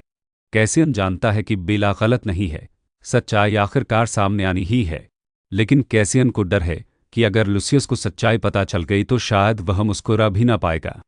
यह सोचकर वह लूसियस के कमरे से बाहर निकल जाता है। अपने कमरे में सोते हुए कैसियन को अतीत के सपने आते हैं, उस रात के जब वह अपने पिता के घर पर गुस्से से टूट पड़ा था। अध्ययन कक्ष में उससे जूलिया के साथ दुर्व्यवहार और उसे चोट पहुंचाने के बारे में पूछा। उसे याद है कि पूर्व ड्यूक ने इस तरह जवाब दिया मानो यह गलत नहीं था, और यह कहकर इसे उचित ठहराया कि एक पिता का कर्तव्य अपने बच्चों को अनुशासित करना है। उस रात कैसियन अपने पिता के शब्दों को खुद पर हावी नहीं होने देगा। वह बूढ़े ड्यूक के पास गया और उसकी आंखों में देखते हुए उसने चेतावनी दी कि अगर उसने कभी जूलिया या उस पर फिर से हाथ उठाया तो उसे बहुत पछतावा होगा। कैसियन धमकी भरे अंदाज में मेज पर झुका और बोला, क्योंकि मैं तुम्हें इसका पछतावा करा दूंगा। अपनी यादों को अभी भी खंगालते हुए कैसियन को लूसियस के जन्म के कुछ ही समय बाद का वह दिन याद आता है जब बच्चा रोना बंद नहीं कर रहा था। नानी ने हर संभव कोशिश की, लेकिन लूसियस शांत नहीं हुआ।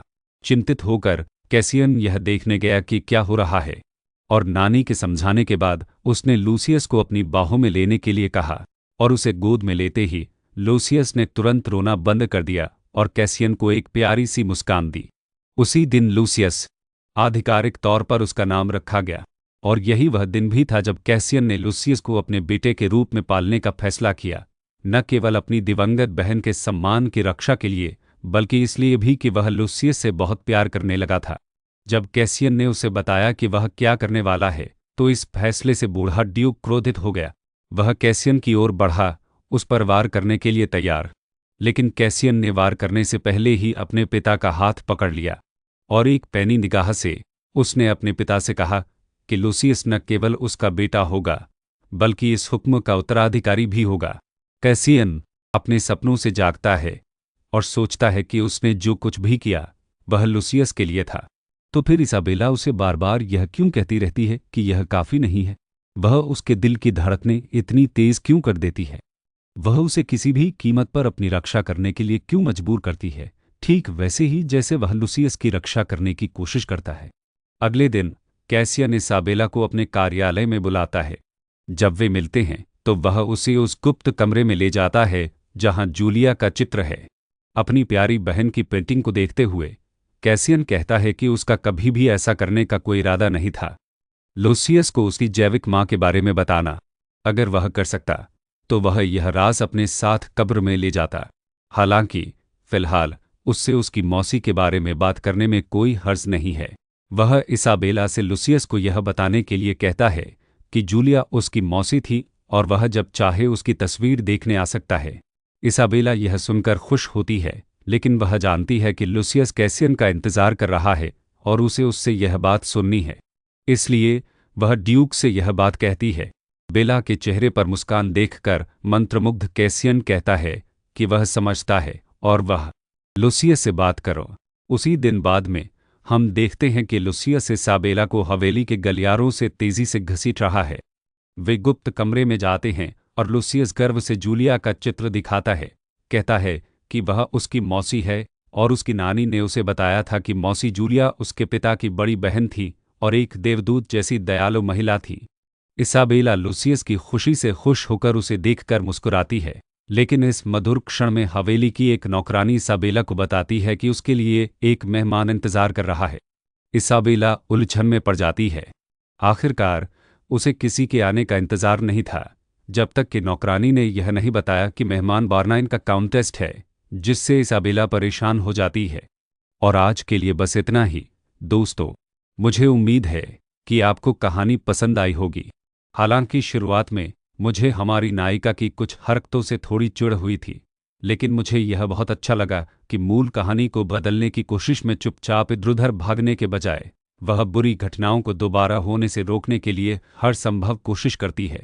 जिस तरह से वह लुसियस की देखभाल करती है वह बहुत प्यारा है। और मुझे यह भी लगता है कि चूंकि उपन्यास ने हमें कैसियन के बारे में ज़्यादा कुछ नहीं बताया, इसलिए इसमें उनके बीच एक मधुर प्रेम कहानी विकसित करने की गुंजाइश है। मैं अगले अध्यायों का बेसब्री से इंतज़ार कर रहा हूँ।